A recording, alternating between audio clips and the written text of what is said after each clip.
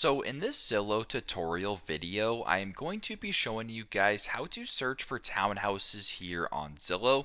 So the first thing you have to do is obviously open up the Zillow application. Once that is done, I want you to go into the top right and press on the search, the filters icon right beside the search bar in the top right.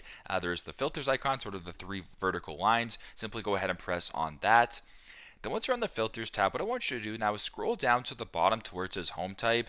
And what you can actually do is you can uncheck houses, keep townhouses checked. You can uncheck apartments, condos, lots, multifamily, and manufactured. Once that is done, and townhouses is the only one that's selected, simply go to the bottom, press on search for results, and then when you're searching for home results here on Zillow, only townhouses listings should come up for you guys. So pretty straightforward, but that's how you guys can search for townhouses here on Zillow. Thanks again for watching, and I hope this video helps.